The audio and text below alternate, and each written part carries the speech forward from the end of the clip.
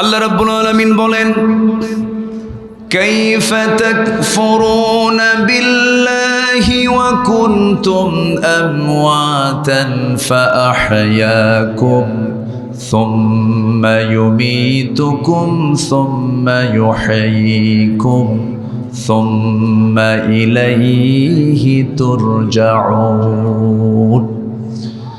বান্দা, তুমি আমাকে কেমন করে অস্বীকার করো? তুমি তো নিষ্প্রাণ ছিলে, আমি তোমাকে প্রাণ দিয়েছি, আবার তোমাকে মুর্দা করবো, আবার তোমাকে জিন্দা করবো, আমার কাছেই তোমার ফিরে আসতে হবে।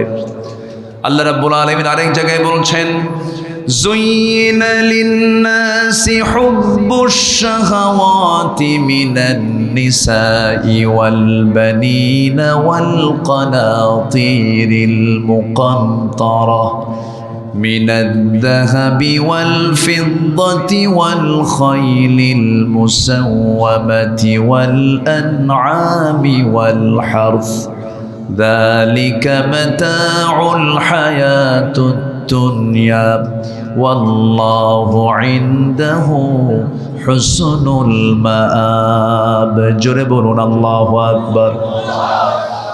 আল্লাহর কাছে ফিরে যাওয়াটাই হল উত্তম প্রত্যাবর্তন স্থল। আল্লাহর কাছেই ফিরে গেলে পরে সবচেয়ে বড় কিছু পাওয়া যাবে। জান্নাতটা এমন একটা নিয়ামত, জান্নাতের যে দাম, জান্নাতের যে মূল্য, দুনিয়ার কোনো কিছুর সঙ্গে তুলনাই করা যাবে না। এই দুনিয়ার মূল্য আল্লাহর কাছে কেমন?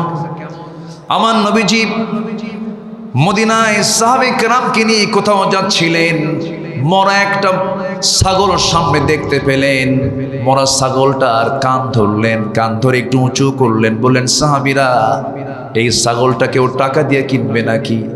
কেন না তো। আমার রাসূল বললেন, সাহাবীরা দেখো, এই ছাগলটার কিন্তু কানটাও ত্রুটিপূর্ণ, কানটাও কাটা, খুজুর আরও তো কিনবে না, একে তো মরা, এরপর ত্রুটিপূর্ণ ছাগল। আমার রাসূল বলছেন, সাহাবীরা, আমার আল্লাহর কাছে এই দুনিয়ার মূল্যটা ছাগলের চাইতেও নিম্ন, ছাগলের চাইতেও নিম্নমানের। এই দুনিয়া আল্লাহর কাছে এতটুকুন তুচ্ছ, এই দুনিয়া ছেড়ে আমি আপনি চলে যাব, আল্লাহর কাছে চলে যাব, ফিরে যাব। আমরা জান্নাত যদি পেয়ে যাই, এর চাইতে বড় প্রাপ্তি আমার আপনার জন্য আর নাই। সে জান্নাতটা কেমন হবে, জান্নাতের পোশাক কেমন হবে, জান্নাতের প্রশস্ততা কেমন হবে, সব বর্ণনা কোরআন শরীফ আছে না নাই? জান্নাতে হুর থাকবে, হুর নেবেন না? কোন আওয়াজই নাই কারো। এই নিবা না যুবকরা, হুর নিবা না? বুড়া চাচাও করে নেব, বুড়ি জানলে কিন্তু খবর আছে।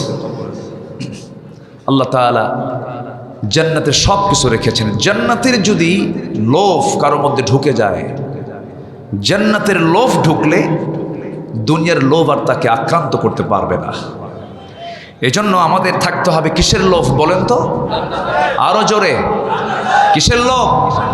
জান্নাতের লোভ থাকবে। সেই লোভটা কখন সৃষ্টি হবে? যখন জান্নাতের জ্ঞানটা যখন আমার মধ্যে ঢুকবে, যে জান্নাতে এই এই বিষয়গুলো সেখানে আছে। দুনিয়ার খাবার খেলে মানুষ বুড়ো হয়ে যায়, জান্নাতের খাবার খেলে মানুষ বুড়ো হবে না। যেরকম সুবহানাল্লাহ।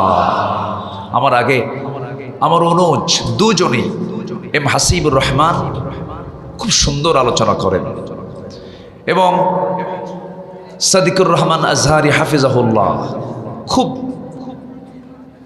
জোরালো কথা বলেন। আলহামদুলিল্লাহ, তারা খুব সুন্দর আলোচনার যৌবন টাইমে তারা করেছেন। আমি তো উঠছি মরাকালে, আমি উঠছি বুড়াকালে। কোন কালে বলেন? বুড়াকালে। তারা অনেক সুন্দর সুন্দর কথা বলেছেন, আমরা আমল করব, জোরে বলি ইনশাআল্লাহ। ইতিপূর্বে একটা আলোচনায় একটা চলে আসছে, জান্নাতের নিয়ামতের হালকা একটু ইঙ্গিত আমার পূর্বের মেহমান দিয়েছেন। জান্নাতের যে খাবারগুলো আল্লাহ রাব্বুল আলামিন রেখেছেন, সেখানে কোনো বাসি খাবার থাকবে না, ভেজাল থাকবে না, সেখানে শরাব থাকবে, সেখানে দুধ থাকবে, সেখানে মধু থাকবে, সেখানে নির্মল স্বচ্ছ প্রস্রবণ, পানির প্রস্রবণ সেখানে থাকবে। সেই নিয়ামতগুলো আমরা যদি নিতে চাই, তাহলে অবশ্যই জান্নাতের লোভ রাখার দরকার আছে না নাই বলেন তো? আছে। কিন্তু জান্নাতটা কাদের জন্য? কোরআনকে প্রশ্ন করুন। কোরআন জবাব দিচ্ছে, وعد الله المؤمنين والمؤمنات جنات تجري من تحتها الأنهار خالدين فيها ومساكن طيبة في جنات عدن জোরে বলুন আল্লাহু আকবার। জান্নাত হলো মুমিনদের জন্য। কোন জালিম জান্নাতে ঢুকবে না, কোন ফাসিক জান্নাতে ঢুকবে না, কোন কাফির জান্নাতে ঢুকবে না, কোন মুশরিক জান্নাতে ঢুকবে না। আমার দেশে জালিম আছে না নাই? আসতে বলবেন না, আছে না নাই? যারা জুলুম করবে, জুলুম করলে ফলাফল হলো মামু বাড়ি দিল্লি গিয়ে বসে থাকতে হবে, ঠিক কি না? জুলুমের ফলাফল কি? দিল্লি। জুলুম করা যাবে না। জুলুম করবেন তো ঠিকানা একটা বের হয়ে গেছে, কিন্তু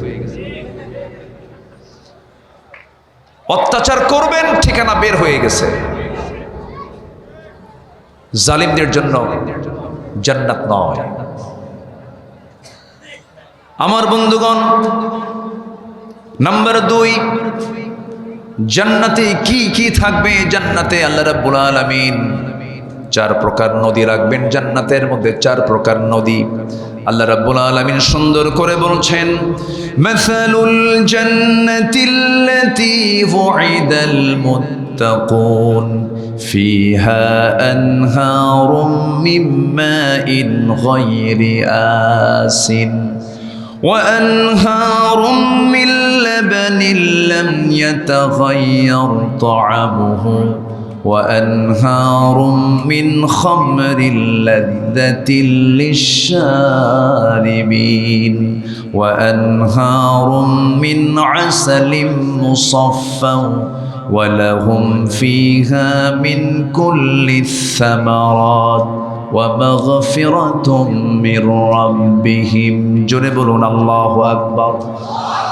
সূরা মুহাম্মদ আয়াত নাম্বার 15 আল্লাহ রাব্বুল আলামিন জান্নাতের মধ্যে মুত্তাকিদের জন্য, মুত্তাকিরা জান্নাত পেয়ে যাবে, তাদের জন্য 4টা নহর থাকবে। নাম্বার 1 হলো পানির নহর থাকবে, দুধের নহর থাকবে, শরাবের প্রস্রবণ থাকবে, এবং সেখানে থাকবে হলো আল্লাহ রাব্বুল আলামিন মধুর নহর রেখে দিয়েছেন।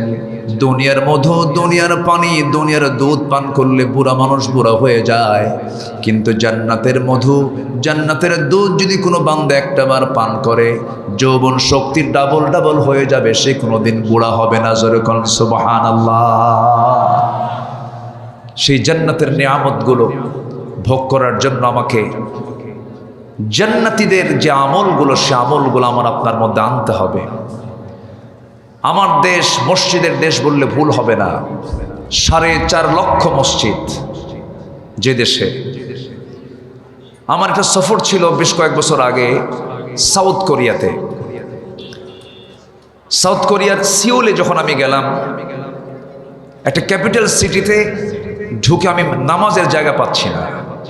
পরে শুনলাম গোটা সিওলে শুধু একটা মসজিদ, খাবার কোনো হোটেল পাচ্ছি না, হালাল কোনো হোটেল নাই। আমার দেশে আমরা এত সুন্দর পরিবেশে বসবাস করি, ব্যাপার কি?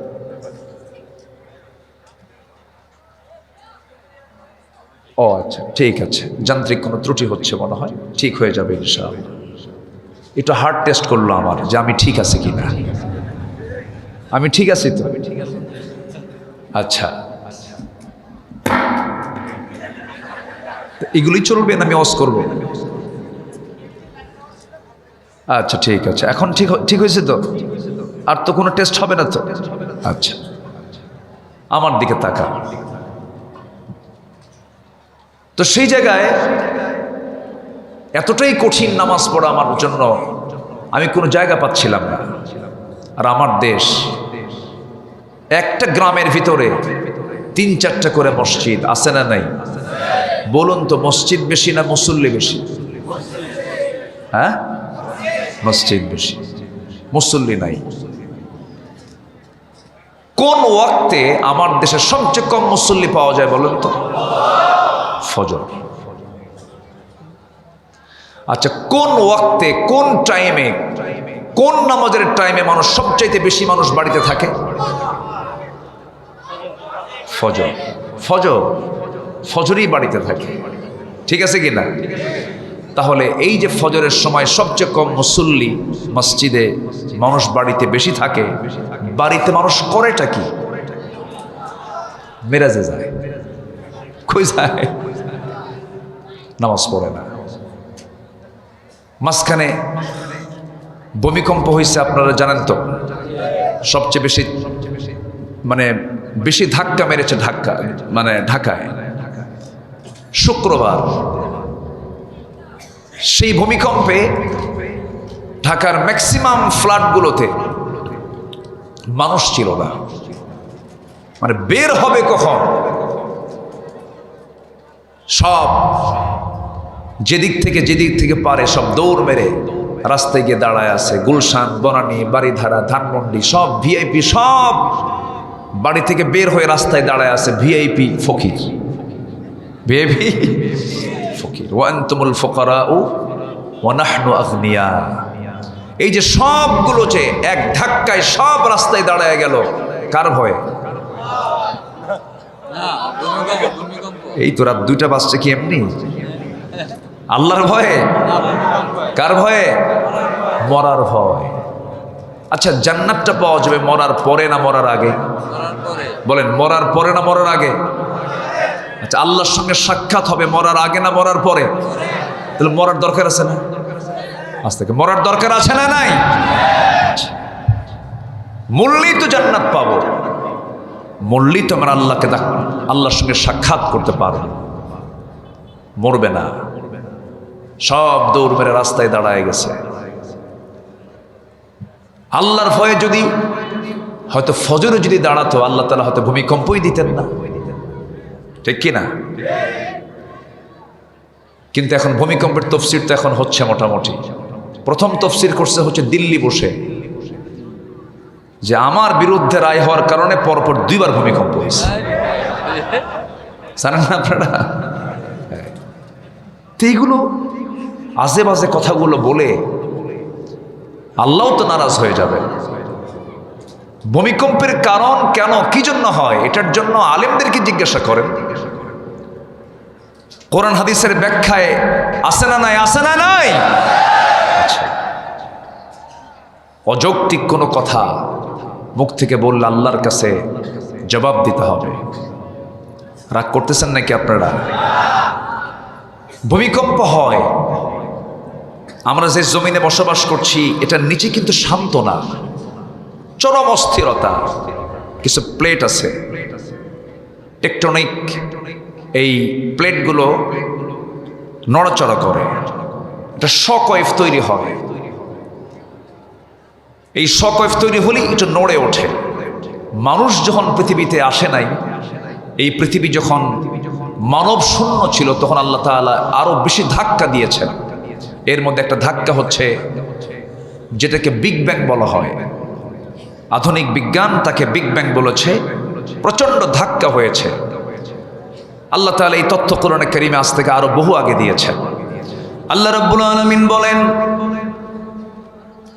أولم يرى الذين كفروا أن السماوات والأرض كانتا رتقا ففتقناهما وجعلنا من الماء كل شيء حي জোরে বলুন আল্লাহু আকবার। কাফেররা কি দেখে না এই আসমান এবং জমিনকে আমি আল্লাহ রাব্বুল আলামিন একসঙ্গে লাগানো রেখেছিলাম, এরপরে প্রচন্ড একটা ধাক্কা দিয়েছি। ফাফাতাকনাহুমা, এই দুটার মধ্যে একটা ধাক্কা দিয়ে মহাশূন্যের পয়দা করেছি। জোরে বলুন সুবহানাল্লাহ। এই ভূমিকম্প রোধ করার জন্য আল্লাহ রাব্বুল আলামিন পাহাড় দিয়েছেন। সেই পাহাড়গুলোকে আল্লাহ রাব্বুল আলামিন পেরেগের মতো করে দিয়েছেন। ওয়াল জিবালা আওতাদা, আমি আল্লাহ রাব্বুল আলামিন পেরেগের মতো পাহাড়গুলোকে বানায়া দিয়েছি। চট্টগ্রামে পাহাড় বেশি, সিলেট অঞ্চলে পাহাড় বেশি। আবার ভাববো না উত্তরবঙ্গে পাহাড় নাই, পাহাড় সেখানেও আছে, হয়তো আমার দেশের বর্ডারে নাই, আমার দেশের মধ্যে নাই, কিন্তু পঞ্চগড়ের সঙ্গে লাগানো আছে পৃথিবীর সবচেয়ে বড় অহংকারী সেই পাহাড় হিমালয়। এই যে পাহাড়গুলো রেখেছেন কেন? যেন পৃথিবী যেন আন্দোলিত না হয়, পৃথিবী যেন নড়াচড়া না করে পাহাড়গুলো মাঝে মাঝে দিয়ে দিয়েছেন। এই পাহাড়গুলোর এরিয়াটা আল্লাহ রাব্বুল আলামিন আমরা চোখে যতটুকু দেখতে পাই তার ফাউন্ডেশন হলো 90 ভাগ, আর উপরে দেখতে পাই হলো 10 ভাগ। সুবহানাল্লাহ বলা যাবে না? আমার বন্ধুগণ, আমার ভাইয়েরা, এই যে আযাব গজবগুলো মাঝে মাঝে আসে, ফজরের সময় ঘুমায়া থাকি, শুক্রবার নামাজটা হয় না। আমার বন্ধুগণ, আমার ভাইরা, জান্নাত যদি পেতে চায়, জান্নাতে যাওয়ার 1 নম্বর শর্ত হলো আমলওয়ালা ইমানদার হতে হবে। আমলওয়ালা ইমানদার হতে হবে। একটা প্রশ্ন করব আপনাকে, বলুন তো আমার দেশে নামাজি বেশি না ইমানদার বেশি? হুজুর নামাজ নাই তো ইমান তো আছে, নামাজ না পড়ি কি আছে? এখন বলুন আমার দেশে নামাজি বেশি না ইমানদার বেশি? ইমানদার বেশি। কি ফতোয়া দিয়ে দিল, নামাজ নাই কি আছে? ইমান আছে, কড়া ইমান। আমার বন্ধুগণ, নামাজ পড়তে হবে, নামাজকে ছেড়ে দেওয়া যাবে না। আজকে 54 বছর অতিক্রম হচ্ছে, এই জাতি 54 বছরে মদের আইন দেখেছে, সুদের আইন দেখেছে, বেশ্যাবৃত্তির লাইসেন্সও দেখেছে, কিন্তু আমার দেশে কত সরকার গেল আসলো, আজ পর্যন্ত কেউ জাতিকে জাহান্নাম থেকে বাঁচানোর জন্য নামাজের আইন কেউ পাশ করতে পারলো না। ঠিক কিনা? ঠিক কিনা? অথচ আল্লাহ রাব্বুল আলামিন বলেন, الذين إن مكناهم في الأرض أقاموا الصلاة وآتوا الزكاة وأمروا بالمعروف ونهوا عن المنكر ولله عاقبة الأمور। سورة الحج বাড়িতে গিয়ে 40 নম্বর আয়াত দেখে নেবেন।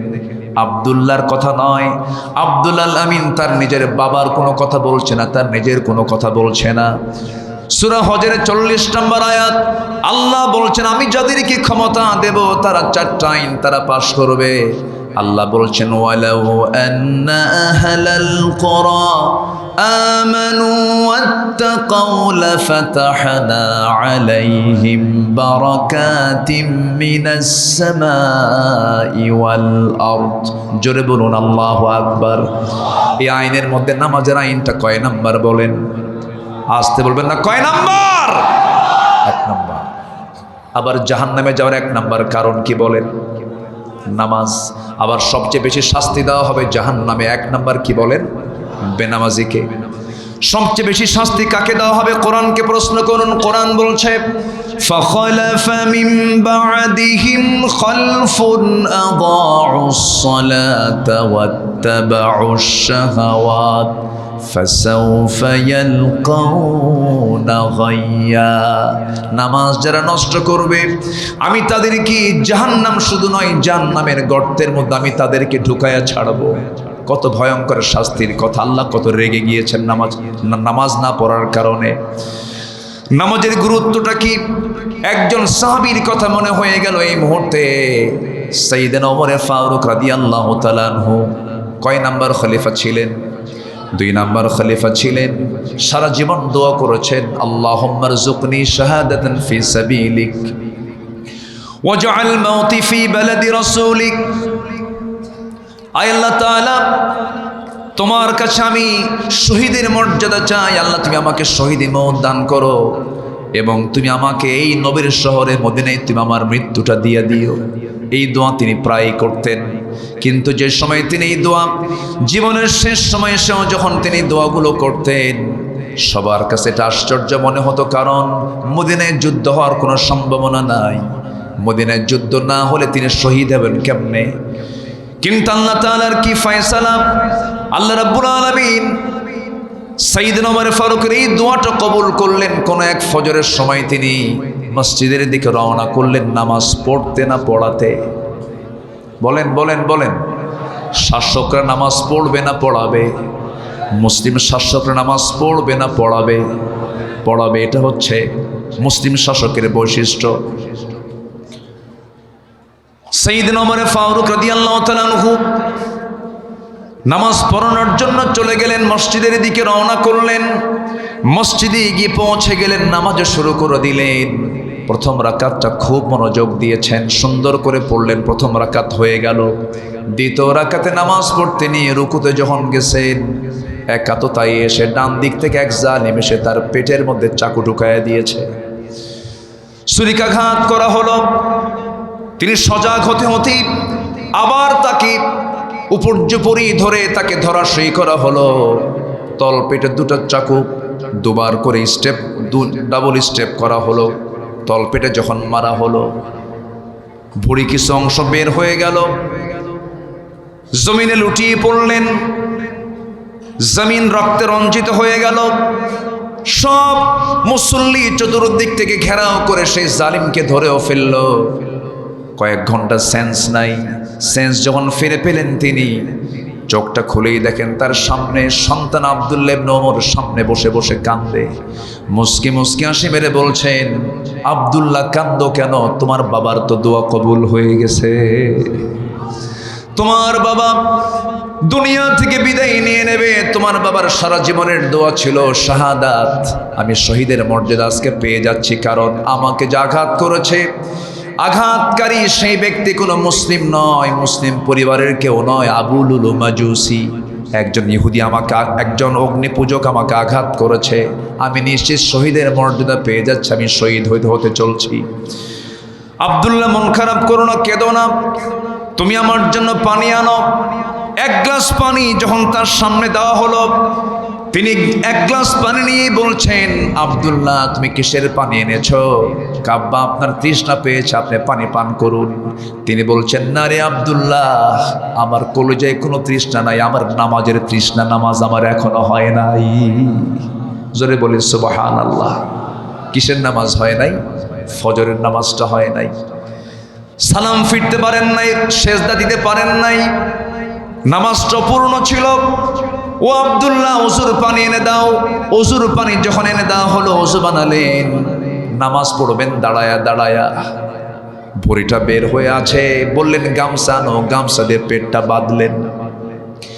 গামছা দিয়ে পেটটা বেঁধে নামাজে দাঁড়ালেন, কিন্তু পারলেন না, মাথা চক্কর মেরে পড়ে গেলেন। বসেও পারলেন না, শুয়ে শুয়ে নামাজটা কোনো মতো আদায় করলেন। এরপরে বলছেন, আব্দুল্লাহ কান্দো কেন, কান্নাকাটি করছে কেন? কাব্বা, আপনার জন্য ডাক্তার নিয়ে এসেছি। ডাক্তার সামনে বসা। ডাক্তার বলছে, আমিরুল মুমিনিন, সুযোগ দিলে পরে আমি আপনার কিছু সেবা করতাম, কিছু চিকিৎসা দিতাম, কি করবেন বলুন? ডাক্তার বলছে, আমি আপনার জন্য দুধ এনেছি, দুধটা পান করুন। উটনির দুধ তার হাতে দেওয়া হলো। উটনির দুধটা তিনি পান করা শুরু করলেন। গোটা গ্লাসের দুধ তিনি পান করলেন, কিন্তু পেটের মধ্যে গেল, স্টমাকে গেল, কিন্তু থাকলো না। নারী তো ফুটো হয়ে গেছে, দুধগুলো সব পেট দিয়ে বের হয়ে গেল। সঙ্গে সঙ্গে ডাক্তার জিহবায় কামড় মেরে বলছেন, আহারে, আমরা আমাদের খলিফাতুল মুসলিমিনকে হারাতে যাচ্ছি, তিনি আর বাঁচবেন না। এই কথা শোনা মাত্র ওমর ফারুক মুস্কি হাসি মেরে বলছে, ডাক্তার বাঁচাবা কেমনে? কারণ আমার রব আমার নাকের মধ্যে জান্নাতের ঘ্রাণ ঢুকাইয়া দিয়েছে। আমি দুনিয়া থেকে বিদায় নেব, আমি আর বাঁচব না। ডাক্তার তুমি এখন চলে যেতে পারো। ডাক্তার চলে যাচ্ছেন। এমন সময় ওমর ফারুক রাদিয়াল্লাহু পিছন দিক থেকে ডাক দিয়ে বলছে, ডাক্তার এইদিকে আসো। তোমার পাজামার কাপড় কেন গিরার নিচে? পাজামার কাপড় গিরার নিচে পড়লে পরে লা ইয়ানজুরুল্লাহু ইয়াওমাল কিয়ামা, আল্লাহ রাব্বুল আলামিন কিয়ামতের দিন ওই বান্দার দিকে নজরই দিবেন না। পাজামার কাপড়টা তুলে পরো। চিন্তা করুন, মৃত্যুর পূর্ব তার দাওয়াতি কার্যক্রম 1 সেকেন্ডের জন্য বন্ধ ছিল না। এরপরে বললেন, আব্দুল্লাহ আমার মনে হয় জীবন প্রদীপ নিভে যাবে, যে কোনো মুহূর্তে আমি দুনিয়া থেকে বিদায় নিচ্ছি। আব্দুল্লাহ যাও, আমার একটা বহুত বড় আশা, আমার বন্ধু আবু বকরকে আমি 2 বছর আগে নবীর পাশে তাকে শোয়া দিয়েছি। আমার বড় শখ, আমি নবীর পাশে ঘুমাবো, আমি নবীর পাশে ঘুমাতে চাই, আমি নবীর পাশে শেষ ঠিকানা বানাতে চাই, কিন্তু জায়গা তো আমার না। যেহেতু আমার জায়গা না, যার জায়গা তার কাছে তুমি চলে যাও। আমি যে কোনো মুহূর্তে দুনিয়া থেকে বিদায় নিয়ে নেব, যাও তাড়াতাড়ি চলে যাও। ছেলেটা চলে গেছেন, আব্দুল্লাহ ইবনে ওমর চলে গেছেন। আম্মাজান খাদিজার দরজায় গিয়ে নক করছে, প্রস্তাবনা দিয়ে দিলেন। আম্মাজান আয়েশা সিদ্দিক রাদিয়াল্লাহু তাআলা আনহা কাঁদতে কাঁদতে বেকারার হয়ে বলছেন, হারে ইসলামের সুমহান একজন খলিফাতুল মুসলিমিনের মতো মানুষ আমার কাছে একটা জায়গা চাচ্ছেন, আমি আমার কবরের জায়গাটুকু ওমরে ফারুকরে দান করে দিলাম। জোরে কোন সুবহানাল্লাহ। আমার ভাইরা, আমার বন্ধুগণ, জান্নাত পাওয়ার জন্য জান্নাতের কাজগুলো আমাকে আপনাকে করতে হবে। নামাজ কখনো ছেড়ে দেওয়া যাবে না, এমন সিদ্ধান্ত কি নেওয়া যায়? আড়াইবাড়ি দরবার শরীফের এই বিশাল বড় ঐতিহ্যবাহী 87 বছর 87 বছর বয়সের এই বিশাল বড় বরকতময় মাহফিলে এমন সিদ্ধান্ত কি নেওয়া যায় যারা এসেছি জীবনে আজকের থেকে কখনো 5 ওয়াক্ত নামাজকেও ছেড়ে দেব না? সবাইকে রাজি আছেন নাকি? একটু আল্লাহকে সাক্ষী রেখে আকাশের দিকে হাতটা তুলে একটু দেখান তো, জোরে বলুন, ইয়া আল্লাহ, ইয়া রহমান। আমাদেরকে 5 ওয়াক্ত সালাত আদায় করার তৌফিক তুমি আল্লাহ দিয়ে দাও। জোরে বলি আমিন, আরো জোরে আমিন, আরো জোরে আমিন। হাত নামান। কষ্ট দিয়ে ফেললাম মনে হয়।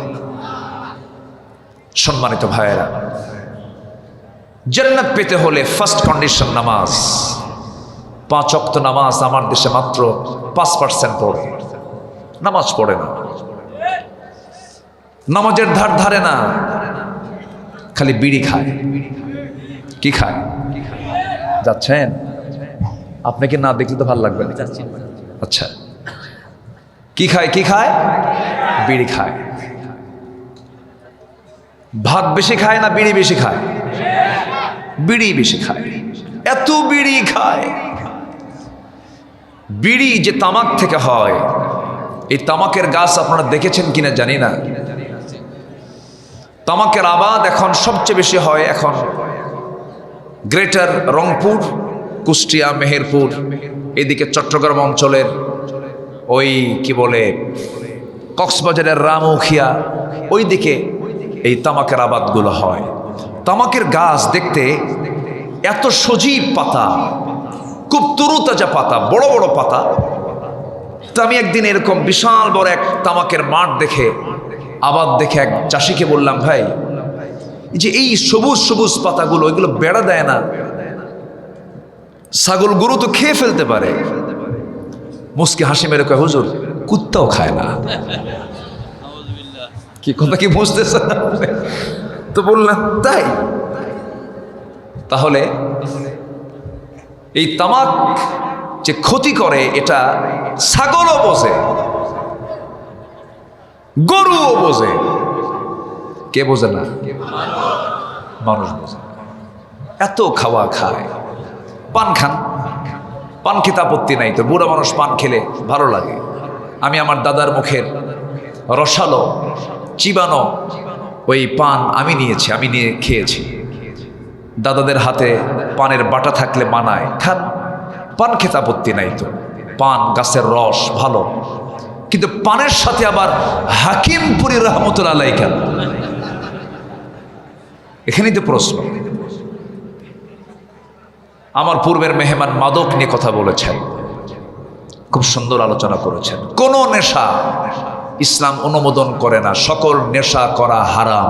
সকল নেশা কি বলেন? আরো জোরে কি? হারাম। জান্নাতে যাব, জান্নাতে যাওয়ার তো উপযোগী হতে হবে। নেশা থেকে বাঁচবো, নামাজ পড়বো কয় ওয়াক্ত বলেন? 5 ওয়াক্ত। জান্নাতের ভিতরে আল্লাহ রাব্বুল আলামিন কত নিয়ামত রেখে দিয়েছেন। জান্নাতীদের যে পোশাকটা হবে, সেই পোশাকটা হবে রেশমি পোশাক, যা দুনিয়াতে পরা জায়েজ নাই। স্বর্ণাঙ্করে মিশ্রিত হবে, স্বর্ণালঙ্কার দিয়ে আল্লাহ রাব্বুল আলামিন ডেকোরেট করবেন। জান্নাতীদের পোশাকগুলো হবে অন্য ধরনের পোশাক হবে।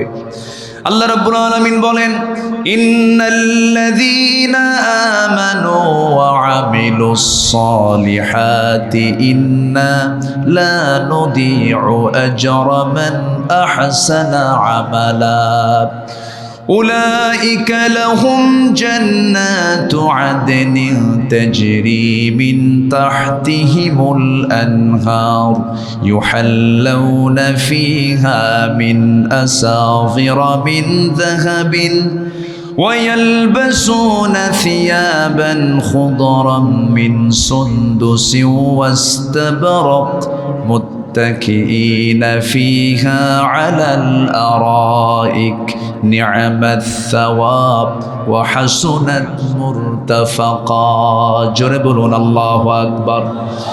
সূরাতুল কাহফ আয়াত নাম্বার 30-31 আল্লাহ রাব্বুল আলামিন জান্নাতের মধ্যে বান্দার পোশাকগুলো করবেন দামি দামি রেশমি পোশাক, স্বর্ণ দিয়ে মোড়ানো। এমন সুন্দর দামি পোশাক পৃথিবীর কোনোদিন কেউ পরতে পারবে না, এমন পোশাক জান্নাতে থাকবে। জোরে বলুন সুবহানাল্লাহ। জান্নাতের মধ্যে ইমানদাররা পরিবার সহ মিলিত হবে। পরিবার সহ কি সহ? সব পরিবারের সবাই যদি জান্নাতে চলে যায়, জান্নাতের মধ্যে সব পরিবারগুলো একসঙ্গে থাকবে। বউ নামাজ পড়ে না, বউটাকে আস্তে করে বলবো, বউ এইদিকে আসো, তুমি নামাজ কেন পড়ো না?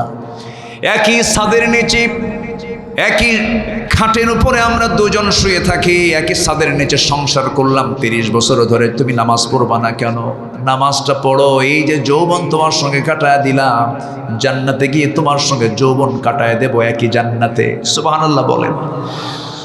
আল্লাহ রাব্বুল আলামিন জান্নাতের মধ্যে পরিবার নিয়ে থাকারও সুযোগ দিয়ে দিবেন, যে সমস্ত পরিবারগুলো সবাই মিলে জান্নাতে চলে যাবে। নাম্বার 5 হলো জান্নাতবাসীরা সকল দুঃখ কষ্ট থেকে মুক্ত হয়ে আল্লাহর প্রশংসায় তারা রত থাকবে। ওয়াকালুল হামদুলিল্লাহ আল্লাযী আযহাবা আন্নাল হাযন ইন্না রাব্বানা লাগফুরুন শাকুর। জোরে বলুন আল্লাহু আকবার। নাম্বার 6 হলো সেদিন সকল চাওয়া পূর্ণতা পেয়ে যাবে, বান্দা যা চাবে তাই পেয়ে যাবে। আল্লাহ রাব্বুল আলামিন বলছেন, ওয়ালাকুম ফিহা মা তাশতাহি আনফুসুকুম ওয়ালাকুম ফিহা মা তাদউন। জোরে বলুন আল্লাহু আকবার। মন যা চাবে তাই সেখানে পেয়ে যাবে। বহুদিন আগে পঞ্চগড় কি কোথাও একটা মাহফিল আমি বলছিলাম, জান্নাতে আপনি যা চাবেন তাই পাবেন। এক বুড়া চাচার সামনে থেকে দাঁড়ায় বলে, হুজুর বিড়ি পাওয়া যাবে তো? দেখেন কি নেশা। আমার বন্ধুগণ, জান্নাতে কোনো পচা খাবার থাকবে না, জান্নাতে কোনো বান্দার শরীরের জন্য ক্ষতিকর এমন কোনো খাবার জান্নাতে দেওয়া হবে না। সেই জান্নাতের মধ্যে কি থাকবে? পরিশুদ্ধ জীবন সঙ্গী থাকবে। আল্লাহ রাব্বুল আলামিন বলছেন, ওয়ালাহুম ফিহা আজওয়াজুম মুতাহহারাতুন ওয়া হুম ফিহা খালিদুন। জোরে বলুন আল্লাহু আকবার। জান্নাতের সর্বশ্রেষ্ঠ নিয়ামত হলো আল্লাহর সন্তুষ্টি এবং আল্লাহর সঙ্গে সাক্ষাৎ হয়ে যাবে সেদিন। জোরে বলি সুবহানাল্লাহ, আল্লাহু আকবার। আমার আপনার সবচেয়ে বড় প্রাপ্তি হলো আমরা আল্লাহর সঙ্গে জান্নাতে দেখা করার সুযোগ পাবো। সবাই দেখা করবেন না? সবাই দেখা করতে রাজি আছেন তো? আমার গোলাম সারওয়ার সাইদি রাহিমাহুল্লাহ আল্লাহর সঙ্গে সাক্ষাতে চলে গেছেন। আমি যখন এই দিক দিয়ে যাই, এটা তো একটা সফর হয়, যাওয়া হয়, আমি ওই দিক দিয়ে না গিয়ে আমি এই দিক দিয়ে যাই, সয়দাবাদ দিয়ে ভিতরে ঢুকে আমি এই দিক দিয়ে যাই, সালামটা দিয়ে যাই। আমার আজকে তার কিছু স্মৃতিচারণ হচ্ছে। আমি ভাইজান আপনাদের বাসার মধ্যে যখন ঢুকতেছিলাম, প্রথম যেদিন দেখা হয়, মেবি এটা 2008-09 দিকে হতে পারে। হ্যাঁ হ্যাঁ হ্যাঁ হ্যাঁ তাওহিদ ভাই মনে হয় ছিলেন সেদিন। উনি আমাকে ঔদ, ছোট্ট একটা বোতলে একটা ঔদের আতর উনি দিলেন আমাকে, দিয়ে আমাকে জড়িয়ে ধরলেন, মুচকে হাসি দিলেন। মানুষ এত মিশুক হয়, মানুষকে এত দ্রুত মানুষ এত কাছে টেনে নিতে পারে। আমার কাছে মনে হয় কি জানেন, তিনি এখনো মনে হয় আমার সঙ্গে কথা বলছেন, তিনি এখনো আমার মনে হয় মারা যাননি, আমার কাছে এরকম মনে হয়। তিনি দুনিয়া থেকে বিদায় নিয়েছেন। আমরা দোয়া করি আল্লাহ রাব্বুল আলামিন তার কবরটাকে জান্নাতের নূর দিয়ে মুনাফফার করে দেন। জোরে বলি আল্লাহুম্মা আমিন। সম্মানিত ভাইয়েরা, সবাই তো চলে যাব, আমরা আমাদের মরহুম মকবুর গোলাম সরওয়ার সঈদ রাহিমাহুল্লাহর সেই লাইনই তো আমরা একদিন ধরবো না? লাইন ধরবো না? ধরবো, চলে যাব।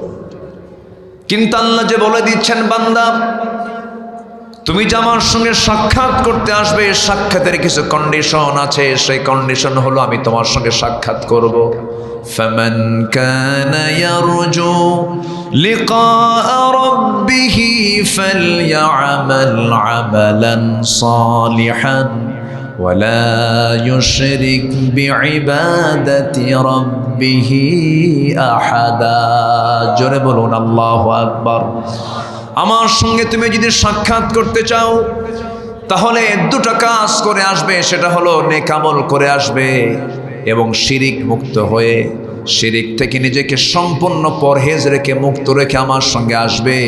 আমি আল্লাহ নিজে তোমার সঙ্গে সাক্ষাৎ করব। যেরকম সুবহানাল্লাহ। আল্লাহ আমাকে কত ভালোবাসেন, আল্লাহ আমাকে কত মহব্বত করেন।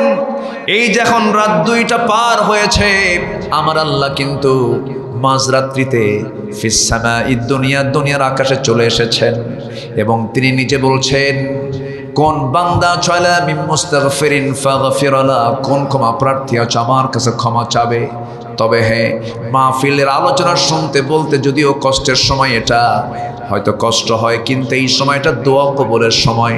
আলহামদুলিল্লাহ বলেন, সবচেয়ে বরকতময় সময় এটা। আমার বন্ধুগণ, আল্লাহ তাআলা বলেন, কোন ক্ষমা প্রার্থী আছো আমার কাছে ক্ষমা চাও। তিনি 7 আকাশ থেকে কিন্তু প্রথম আকাশে চলে আসেন। কত দূর পথ, আল্লাহ তাআলা আরশ আজিমটা কত দূরে, সেই 7 আসমানের উপর থেকে তিনি দুনিয়ার আকাশে আমার জন্য আপনার জন্য আসেন। সুবহানাল্লাহ বলা যাবে না? আমি প্রথম আকাশের এই জমিনে আছি, আল্লাহ তাআলা প্রথম আকাশে এসে আমার কাছে সাক্ষাৎ করতে আসেন। আমার আল্লাহর আরশ আজিম কত দূর, একটু কানটা খাড়া করেন। আমার আল্লাহ কি পরিমাণ আমাকে ভালোবাসেন। আমার আল্লাহ প্রথম আকাশে চলে আসেন। আমার আল্লাহ তাআলার আরশ আজিমটা কত দূর, আমরা যেখানে বসে আছি এখান থেকে আমরা যদি সূর্যের দিকে তাকাই, সূর্যটা পৃথিবী থেকে 13 লক্ষ গুণ বড়। ওই সূর্যের চাইতে তারকাগুলো কোটি কোটি গুণ বড়। মানুষ চাঁদের দেশে গিয়েছে, মানুষ চলে গেছে হলো মঙ্গল গ্রহে চলে গিয়েছে, চাঁদ দেখেছে, মঙ্গল গ্রহ দেখেছে। এখন মানুষ যদি চিন্তা করে, চাঁদ দেখলাম, মঙ্গল গ্রহ দেখলাম, তারকার দেশ দেখতে যাব, সূর্যের দেশে তো যাওয়া সম্ভব নয়, জ্বলে পড়ে সারকার হয়ে যাবে। লক্ষ লক্ষ ডিগ্রি সেলসিয়াস তাপমাত্রা সূর্যের, সম্ভব নয় তারকার দেশে দেখতে যাব। যদি কেউ দেখতে যেতেও চায়, দুনিয়ার কোনো যানবাহন চলবে না, কপ্টার, এরপরে কোনো বিমান চলবে না, নভোযান ইউজ করা যেতে পারে। সবচেয়ে লেটেস্ট নভোযান হলো অ্যাপোলো 11। অ্যাপোলো 11-এর গতি হলো প্রতি ঘন্টায় 39,000 কিলোমিটার। 39,000 কিলোমিটারের বেগে যদি কোনো বান্দা যদি অ্যাপোলো 11-এ চড়ে যদি সেই পৃথিবীর সবচেয়ে নিকটবর্তী তারকার দেশ প্রক্সিমা সেন্ট্রায় যদি যেতে চায়, এই পৃথিবী নামক এই জমিন থেকে পৃথিবীর সবচেয়ে নিকটবর্তী তারকার দেশে তার যেতে সময় লাগবে 1,15,000 বছর মাত্র। যাবেন কারা কারা? হাত তোলেন। ওই দেখেন হাত তুলছে। বাঁচবো কয়দিন, যাবো কোন দিন? চিন্তা করে দেখুন কত দূরের পথ। এক আসমান ছোঁয়াত দূরের কথা, একটা তারকার দেশে আমরা যেতে পারতেছি না। সেই মহাশূন্য কত বড় সে আকাশ, সে আকাশের উপর আল্লাহ তাআলা চলে আসেন, প্রথম আকাশে আসেন। কিন্তু এই আকাশের চাইতে সেকেন্ড আকাশটা আরো বড়, থার্ড আসমানটা আরো বড়, ফোর্থ আসমান আরো বড়। শুধু ধীরে ধীরে বড় হতে হতে 7 আসমানের উপরে আমার আল্লাহ তাআলার আরশ আজিম। যেরকম সুবহানাল্লাহ। বান্দা এই দুনিয়াতে ছোট্ট একটা দুনিয়ার ছোট্ট একটা ভূখণ্ডের ছোট্ট একটা জায়গার একটা চেয়ার পাইলে মনে করে কি যেন হয়েছি, কিচ্ছু হওয়া নাই, জুলুম করবা দিল্লি চলে যাবা। আসতে কোন কেন, ঠিক কিনা? আমরা জুলুম আর দেখতে চাই না, আমরা খুন আর দেখতে চাই না, আমরা সুখী সমৃদ্ধশালী একটি সমাজ রাষ্ট্র আমরা দেখতে চাই। জোরে বলি ইনশাআল্লাহ। আল্লাহ কবুল করুন, জোরে বলি আমিন। সম্মানিত ভাইয়েরা, জান্নাতের চ্যাপ্টারটা হালকা করে একটু বলার চেষ্টা করলাম। এখন জাহান্নাম, জাহান্নামের ভয় নিয়ে আসার দরকার আছে না নাই বলেন তো? জাহান্নামটা কেমন হবে এটা কি শুধু ভাষায় প্রকাশ করলে কি বোঝা যাবে? না। জাহান্নামটা এক কথায় যত ভয়ঙ্কর, যেটা কোনোদিন কল্পনাও করা যায়নি, কল্পনায় আসবেও না, সম্ভব নয়, এমন একটা জাহান্নাম আল্লাহ পাক রেখে দিয়েছেন বান্দার জন্য। কোন বান্দার জন্য? যারা বেনামাজি, যারা বান্দার হক নষ্ট করেছে। কোরআনকে প্রশ্ন করুন, কোরআন বলে দাও জাহান্নামে কারা যাবে। আল্লাহ রাব্বুল আলামিন বলেন, মা সালাকাকুম ফি সাকার ক্বালু লাম নাকু মিনাল মুসাল্লিন ওয়া লাম নাকু নুতঈমুল মিসকিন ওয়া কুন্না নাখুদু মা'আল খায়িদিন ওয়া কুন্না নুকাযযিবু বিয়াউমিদ্দিন হাত্তা আতানাল ইয়াকিন ফামা তানফাউহুম শাফাআতুশ শাফিঈন। জোরে বলুন আল্লাহু আকবার। জাহান্নামটা এত ভয়ঙ্কর, এই যে সূর্যটা যদি জাহান্নামের মুখের মধ্যে ছেড়ে দেওয়া হয়, জাহান্নামের মুখে ছেড়ে দেওয়ার সঙ্গে সঙ্গে সূর্যটা অবলীলায় হেরে যাবে। আল্লাহু আকবার। সূর্য খুঁজে পাওয়া যাবে না, এত বড় ভয়ঙ্কর জাহান্নাম। জাহান্নামটা এত ভয়ঙ্কর, জাহান্নামের একটা ভয়াবহ গর্জন থাকবে। ওয়ালিল্লাযীনা কাফারু বিরাব্বিহিম আযাবু জাহান্নাম ওয়া বি'সাল মাসীর ইযা উলকু ফিহা সামি'উ লাহা শাহীকাও ওয়া হিয়া তাফুর تكاد تميز من الغيظ كلما ألقي فيها فوج سألهم خزنتها ألم يأتكم نذير। জোরে বলুন আল্লাহু আকবার। জাহান্নাম ভয়ঙ্কর ভাবে ডাকবে। জাহান্নামের ভয়াবহতা এত মারাত্মক হবে এবং জাহান্নামের ভিতরে আপ্যায়ন করা হবে শয়তানের মাথা সদৃশ জাক্কুম বৃক্ষগুলো, ফুটন্ত পানিগুলো জাহান্নামীদেরকে খাওয়ানো হবে। আযালিকা খায়রুন নুজুলাম আম শাজারাতুস সাক্কুম ইন্না জাআলনাহা ফিতনাতাল লিয-যালিমিন। জোরে বলুন আল্লাহু আকবার। ক্ষত নিশ্চিত পুঁজ হবে খাদ্য, যেখানে ক্ষত হয়ে পুঁজ হয়ে যায় সেই পুঁজগুলো জাহান্নামীদের খাবার হয়ে যাবে। আল্লাহ রাব্বুল আলামিন বলেন, ফালাইসা লাহুল ইয়াওমা হাহুনা হামিম ওয়ালা তাআমুন ইল্লা মিন গিসলিন লা ইয়াকুলুহু ইল্লাল খাতিউন। জোরে বলুন আল্লাহু আকবার। জাহান্নামটা এত ভয়ঙ্কর হবে, জাহান্নামের যে ফেরেশতাগুলো হবে চোখেও দেখবে না, কানেও শুনবে না, বোবা টাইপের হবে। চোখে দেখলে মায়া হবে, কানে শুনলে পরে দয়া মায়া হবে। আল্লাহ পাক জাহান্নামের যে ফেরেশতাগুলো রাখবেন, তারা যে ওই জাহান্নামীদের যে শাস্তিগুলো দেবে, তারা চিৎকার করবে, সেই চিৎকারের আওয়াজ তাদের কানে যাবে না এবং তাদের প্রতি যে শাস্তিগুলো দেওয়া হবে সেই শাস্তির দৃশ্য তাদের চোখে আসবে না। শুধু শাস্তির উপরে শাস্তি হবে, কোনোদিন শাস্তি চুল পরিমাণ কমানো হবে না। এই পানীয় জালিমদের মুখমণ্ডল দগ্ধ করে দেবে। ফুটন্ত পানি খাওয়ার সঙ্গে সঙ্গে তাদের মুখটা সম্পূর্ণ দগ্ধ হয়ে যাবে, টকবগে হয়ে যাবে, লাল আকার ধারণ করবি। নাম্বার 5 হলো আগুনের পোশাক দিয়ে চামড়া দগ্ধ করা হবে, লৌহ নির্মিত হাতুড়ি দিয়ে শাস্তি দেওয়া হবে। নাউজুবিল্লাহ। আবার চামড়াগুলো যখন পড়ে যাবে, আবার চামড়াগুলো বাদদালনাহুম জুলুদান, আবার এটাকে চেঞ্জ করে নতুন চামড়া দেওয়া হবে যেন শাস্তি ঠিক মতো হয়। আমার বন্ধুগণ, আমরা শুধু সারা জীবন শুনি আমার আল্লাহ রহমান, আমার আল্লাহ রহিম, আমার আল্লাহ গফফার, আমার আল্লাহ গফুর, কিন্তু আমার আল্লাহ যে জব্বার, আমার আল্লাহ যে কাহার, আমার আল্লাহ যে এত কঠিন, তার মতো কঠিন পৃথিবীর আর কেউ হতে পারে না। সেই জন্য আমার বন্ধুগণ, জাহান্নাম থেকে বাঁচার জন্য আমাকে আপনাকে চেষ্টা করতে হবে। সবচাইতে বড় পাশ হলো যে ব্যক্তি ফামান যুহজিহা আনিন নার ওয়া উদখিলাল জান্নাহ, যে ব্যক্তি জাহান্নাম থেকে নিজেকে মুক্ত করে জান্নাত পেয়ে গেল, ফাকাদ ফাজ, সে বান্দাটাই হলো বড় সফল। জোরে কোন সুবহানাল্লাহ। আমার ভাইরা, জাহান্নামটা খুব ভয়ঙ্কর জায়গা। সেই জাহান্নাম থেকে বাঁচার জন্য আমাকে আপনাকে বারবার চেষ্টা করতে হবে। চেষ্টা করব হারাম থেকে নিজেকে বিরত থাকার জন্য, হারাম কাজে কখনো যাব না। জান্নাতে যাওয়ার সহজ একটা সূত্র হলো হারাম কাজগুলোকে মাইনাস করে হালাল কাজগুলোকে নিজের জীবনে ট্রিট করব, জান্নাত সহজ হয়ে যাবে। আমার বন্ধুগণ, জাহান্নামে যাবে আবার কারা? ওই সমস্ত লোকগুলো জাহান্নামে যাবে যারা জমা করে রাখা স্বর্ণরৌপ্যগুলো জাহান্নামের অগ্নিতে উত্তপ্ত করে শরীরে দাগিয়ে দেওয়া হবে। আল্লাহ রাব্বুল আলামিন তাদেরকে লাগায় দিবেন, সেই স্বর্ণরৌপ্যগুলো তাদের গায়ে লাগায় দিবেন।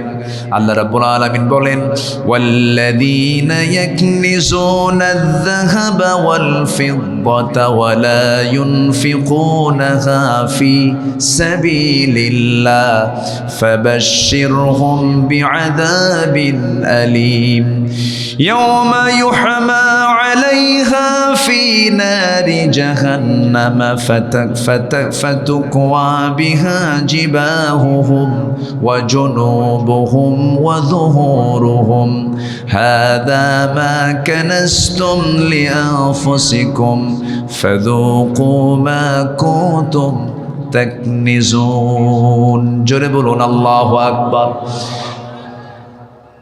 স্বর্ণরৌপ্যের মালিক হয়েছি, অর্থ সম্পদের মালিক হয়েছি, কিন্তু তার যাকাত আদায় করলাম না, তখন এই সম্পদগুলো তার জন্য কাল হয়ে যাবে, তার জন্য বড় বিপদ হয়ে যাবে। এই জন্য সম্পদের হক আদায় করার দরকার আছে না নাই? আসতে বলবেন না, আছে না নাই? জাহান্নাম থেকে বাঁচার জন্য অবশ্যই হক আদায় করতে হবে। নাম্বার 7 হলো কোনো মুহূর্তের জন্য আযাবকে কখনো লাঘব করা হবে না। ওয়াল্লাযীনা কাফারু লাহুম নারু জাহান্নাম লা ইউকদা আলাইহিম ফায়ামুতু ওয়া লা ইউখাফফাফু আনহুম মিন আযাবিহা কাযালিকা নাজজি কুল্লা কাফ। জোরে বলুন আল্লাহু আকবার। আমার বন্ধুগণ, সেই ভয়াবহ জাহান্নাম থেকে বাঁচার জন্য, জান্নাত লাভের জন্য আমাকে আপনাকে চেষ্টা করতে হবে। একজন সাহাবীর কথা মনে হলো, সাহাবীর নাম হচ্ছে আবু দাহদাহ। কি নাম? আবু দাহদাহ রাদিয়াল্লাহু তাআলা আনহু। এক এতিমের খেজুর গাছ, সেই খেজুর গাছটা সীমান্ত জায়গায় পড়েছে, দুই জমির মাঝখানে পড়েছে। এতিম সন্তানটা ওই প্রতিবেশী জমিওয়ালার কাছে গিয়ে তার লোক দিয়ে বলে ফেললো, এই খেজুর গাছটা দিলে পরে আমার প্রাচীরটা হয়ে যাবে, প্রাচীরটা দেওয়ার ব্যবস্থা করে দেন। কিন্তু প্রতিবেশীর যে জায়গা ছিল সেই জায়গাওয়ালার নাম হলো আবু লুবাবা। আবু লুবাবা। আবু লুবাবার কাছে প্রস্তাব দেওয়া হলো। আবু লুবাবা বলল, না, আমি খেজুর গাছ দেব না, আমি প্রাচীরও হতে দেব না। সঙ্গে সঙ্গে এই রিপোর্টটা নবীর কান পর্যন্ত চলে গেল, কারণ এতিমদের পক্ষে ছিলেন মুহাম্মদ সাল্লাল্লাহু আলাইহি ওয়াসাল্লাম। আমার নবীজি আবু লুবাবাকে ডাক দিয়ে বলছেন, আবু লুবাবা এইদিকে আসো, তুমি যদি আজকে এতিমের জন্য এই একটা খেজুর গাছ তুমি যদি দান করতে পারো, তুমি কি জানো আল্লাহ রাব্বুল আলামিন আমি তোমার জন্য দোয়া করব, তোমাকে সুন্দর একটা জান্নাত দিয়ে দিবেন। যেরকম সুবহানাল্লাহ। তুমি দিয়ে দাও, এতিমকে বিপদে ফেলে দিও না। আবু লুবাবা তাও বলে ফেললো, না আমি দেব না। এরকম আসে না, কিছু লোক আসে না, আসে না, জীবন যাবে ওর সঙ্গে আমার কোনো আপোষ হবে না, আসে না নাই? বলেন তো, আসে না নাই? আমার নবীজি আবু লুবাবার কথা শোনা অবাক হয়ে গেলেন, মুখটা ফিরায় নিলেন। ওই সময় একজন সাহাবী ছিলেন, তার নাম হচ্ছে আবু দাহদাহ রাদিয়াল্লাহু তাআলা আনহু। সঙ্গে সঙ্গে এই কথাটা তিনি লুফায়া নিয়ে বলছেন, হুজুর আবু লুবাবা তো দিল না, কিন্তু আমি যদি সেই ব্যবস্থা করে দিই আমি কি জান্নাত পাবো নাকি? আল্লাহু আকবার, আমি কি সেই জান্নাতটা পাবো নাকি? হ্যাঁ, তুমিও পাবে, তুমি যদি দিয়ে দিতে পারো। আমার রাসূল সেই জায়গা থেকে চলে গেলেন।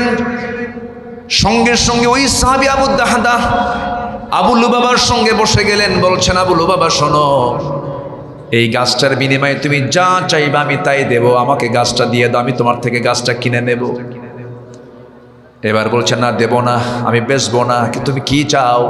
শোনো, আমার জীবনের একটা শখের বাড়ি আছে এবং শখের একটা খেজুর বাগান সহ, এবং আমার বাড়ির সামনে সুন্দর একটা মিষ্টি কূপ আছে, মিষ্টি পানির কূপ আছে, কূপ সহ বাড়ি। আমার বিশাল বড় খেজুর বাগান, 600টা খেজুর গাছের বাগান সেখানে আছে। এই বাগান সহ, বাড়ি সহ, কূপ সহ সব দিয়ে দেব তোমারে, একটা খেজুর গাছ তুমি আমারে দিবা না? আবু লুবাবা বলে, মনে মনে বলে, মানুষ বোকা এরকম হয় নাকি? কিন্তু বোকা না আবু দাহদাহ ওই একটা খেজুর গাছ তিনি নিয়ে 600 গাছ খেজুর গাছ সহ, ঘর বাড়ি সহ, কূপ সহ সব কিছু দিয়ে দিলেন। ওই একটা খেজুর গাছ কিনে নিয়ে বাড়ির সামনে দাঁড়ায় ভিতরে ঢুকলেন না। ভিতরে না ঢুকে দূর থেকে ডাক দিচ্ছেন, আমার পরিবার যারা আছো শোনো, আজকে এমন একটা ব্যবসা করেছি যে ব্যবসার বিনিময়ে আল্লাহ রাব্বুল আলামিন আমাকে জান্নাত দিয়ে দিয়েছেন। জোরে কোন সুবহানাল্লাহ। সব আমার সন্তানগুলো যা কিছু আছে সব রেখে দিয়া সব বাইরে বের হয়ে চলে আসো, আমি আর ওই বাড়িতে ঢুকবো না, কারণ জান্নাত আমার কেনা হয়ে গেছে। সবগুলো সন্তান সব কিছু বের করে নিয়া ওই লোকটাকে আবু লুবাবাকে 600 বাগান সহ, বাড়ি সহ, কূপ সহ সব দিয়ে তিনি বাইরে বের হয়ে এসে এবার এতিমের সামনে বসে বলছেন, এতিম গাছ কেনা হয়ে গেছে, গাছটা তোমাকে বুঝায় দিয়া আমি নবীর কাছে চলে যাচ্ছি, জান্নাতটা বুঝায় নেব। জোরে বলুন সুবহানাল্লাহ। কিসের লোভ থাকতে হবে? বলুন, কিসের লোভ থাকতে হবে? জান্নাতের। আল্লাহ রাব্বুল আলামিন জান্নাতের আশা, জান্নাতের লোভ এবং জাহান্নামের ভয় হৃদয়ে বদ্ধমূল করে দেন সবার ভিতরে। জোরে বলি আল্লাহুম্মা আমিন। সম্মানিত ভাইয়েরা, আমার পাশে যিনি বসে আছেন উনি হচ্ছেন আমার এলাকার জামাই। আমার এলাকার কি জামাই। আমার বাড়ি যেই দিকে, ওনার শ্বশুর বাড়ি সেই দিকে। এই দিক থেকে ওনার সঙ্গে আমার একটা হৃদয়ের তাআল্লুক আছে। উনি যেদিন বলেছেন ডেট নিতে হবে সেই দিন আমি রাজি হয়ে গেছি, আসছি। রাগ করছেন নাকি আপনারা? আবারও আসবো। কি আসতে দিবেন? আবারও আসবো। আল্লাহ যেন সেই তৌফিক সবাইকে দান করেন। আমি গতকাল সিলেট ছিল প্রোগ্রাম, আবার আজকে, অর্থাৎ আজকেই তো বলবো 12টা, তো মানে জাস্ট আজকের যে প্রোগ্রামটা সিলেটে আছে সকাল 10টায়। সকাল কয়টায়? 10টায় একটা প্রোগ্রাম আছে সেখানে। আমি এখান থেকে রওনা দিয়ে আমার মনে হয় একচুল পরিমাণ ঘুমও হবে না, যেতে হবে। মানে এই প্রোগ্রামটা আমি খুবই বেকায়দা হলেও নির্দিষ্ট ডেট হওয়ার কারণে ডেটটা আমি নিয়েছি ভাইয়ের সম্মানে। আমি এই পরিবারকে খুব ভালোবাসি। এই পরিবারের সাথে অনেক বরকত জোড়ানো আছে, অনেক বরকত জোড়ানো আছে। আল্লাহ রাব্বুল আলামিন আমার গোলাম সারোয়ার সাইদ রাহিমাহুল্লাহর সন্তানগুলোকে দ্বীনের খাদেম বানান। জোরে বলি আল্লাহুম্মা আমিন। তার সন্তানদের জন্য দোয়া করি। আসলে বাপ চলে গেলে বাবার বিকল্প কিন্তু কেউ হয় না। বাবার বিকল্প কেউ হয় না। যদিও তাদের কোনো সমস্যা, এমন ভাগ্যবান চাচারা থাকলে সমস্যা হওয়ার কথা নয়, সমস্যা হচ্ছেও না, কিন্তু বাবাকে বাবা বলে ডাকার মতো আনন্দ পৃথিবীতে কি আর অন্য কাউকে দেওয়া হয়? হয় না। আমরা দোয়া করি আল্লাহ তাআলা আমার গোলাম সারোয়ার সাইদ রাহিমাহুল্লাহর সন্তানগুলোকে তার রহমতের চাদরে আল্লাহ পাক আবৃত করুন। এই পরিবারকে আল্লাহ তাআলা সকল দিক থেকে বরকতময় করুন এবং এই দরবারকে আল্লাহ তাআলা কবুল আর মঞ্জুর করুন। এবং এই দরবারের সঙ্গে যারা জড়িত, এটা আহলে হক একটা দরবার, এটা একটা হক দরবার। যখন বাংলাদেশের বিভিন্ন জায়গায় বেদাতের এবং কুসংস্কারে ভরে গেছে দরবারগুলো, সেই সময় এটা তাওহীদি চেতনা লালন করে হক দরবারের ভূমিকা পালন করে এই আরামের দরবার শরীফ এই কাজটা চালিয়ে যাচ্ছে। আল্লাহ রাব্বুল আলামিন তাদের এই কাজগুলোকে কবুল করুন। আর জোরে বলি আল্লাহুম্মা আমিন। জান্নাতের ওসিলা করে দিন, নাজাতের কারণ বানিয়ে দিন, এই আশাবাদ কামনা করে আমি আমার কথার না বাড়িয়ে আমি এখানে শেষ করছি। সবার কাছে দোয়া চাই, আমি সবার জন্য দোয়া করি। আমার পাশে থাকা আড়াইবাড়ি দরবার শরীফের পীর সাহেবকে আমি তার প্রতি আমি কৃতজ্ঞ। তিনি আমাকে এমন সুন্দর একটি পরিবেশ আমাকে বসিয়ে দ্বীনের কথা বলার সুযোগ উনি আমাকে দিয়েছেন এবং আমি তার জন্য দোয়া চাই। অত্যন্ত যোগ্যতার সাথে, অত্যন্ত আন্তরিকতার সাথে তার উপরে যে একটা অর্পিত দায়িত্ব তিনি যেন সুন্দরভাবে সুষ্ঠুভাবে পালন করতে পারেন, এই আশাবাদ কামনা করে আমি আমার কথা এখানে শেষ করছি। জি, আমি অনেক বড় ভুল করে ফেলেছি। আসলে আমি এই দিকে চলে আসছি তো ওইদিকে, যিনি আমি বলেছি যে উনি আমার এলাকার জামাই সম্পর্কে দুলা ভাই, কি কথা বোঝেন নাই?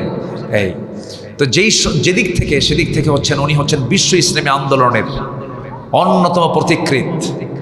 দারুল আমান ট্রাস্টে আমি 2010 সালে আল্লামা সাইদ রাহিমাহুল্লাহর শেষ মাহফিল ছিল 10-11 ফেব্রুয়ারি। এরপরে 2011 থেকে 11, 12, 13, 14, 14 এই 4 বছর মাহফিল করার সুযোগ পেয়েছিলাম। এরপরে ফেরেশতারা মাহফিল বন্ধ করে দিয়ে চলে গেছে। তো এই 4 বছর, এর 2-1 বছর আমি প্রথম 2 বছর কি 3 বছর এরকম আমি তাকে পেয়েছিলাম। ওনার শ্বশুর বিশ্ব ইসলামী আন্দোলনের অন্যতম প্রতিকৃত, অন্যতম রাহবার, শহীদ মরহুম মকবুর আল্লামা আব্দুস সুবহান রাহিমাহুল্লাহ, যাকে ওই এলাকার মানুষ তাকে সুবহান মাওলানা বলে ডাকতেন। সুবহান মাওলানা এরকম করে তার নামটা সেখানে পরিচিতি আছে। তো উনি দুনিয়া থেকে বিগত জালিমদের জুলুমে আক্রান্ত হয়ে তিনি কারাবন্দী অবস্থায় দুনিয়া থেকে বিদায় নিয়েছেন। আল্লাহ তুমি তার কবরটাকে জান্নাতের নূর দিয়ে মুনাవ్বার করে দাও। জোরে বলি আল্লাহুম্মা আমিন। তাকে যে কষ্টগুলো দেওয়া হয়েছে, আমার মনে হয় এমন বয়োবৃদ্ধ মানুষকে খুব কম কষ্ট দেওয়া হয়েছে। তাকে ডান্ডা বেরি পড়ায়া, আশীর্ধ বয়স 85 বছর পার হয়ে গেছে, ডান্ডা বেরি পড়ায়া তাকে ওই হসপিটালের মধ্যে রেখে দিয়েছে। ওই অবস্থায় তিনি দুনিয়া থেকে বিদায় নিয়েছেন। আল্লাহ তারা দুনিয়ার জীবন এই সফরটাকে যেভাবে তুমি পরীক্ষার মধ্যে ফেলেছিলে, উত্তম যে ফলাফল, আল্লাহ তুমি তাকে জান্নাতের নূর দিয়ে তাকে মুনাవ్বার করে দাও। জোরে বলি আল্লাহুম্মা আমিন। তার কবরটাকে জান্নাতের নূর দিয়ে মুনাవ్বার করে দাও। জোরে বলি আল্লাহুম্মা আমিন। জি, আমি শেষ করছি, আমি আর না বাড়িয়ে আমি এখানেই শেষ করছি। সুবহানাকাল্লাহুম্মা ওয়া বিহামদিকা আশহাদু আল্লা ইলাহা ইল্লা আনতা আস্তাগফিরুকা ওয়া আতুবু ইলাইক। আসসালামু আলাইকুম ওয়া রাহমাতুল্লাহি ওয়া বারাকাতুহু।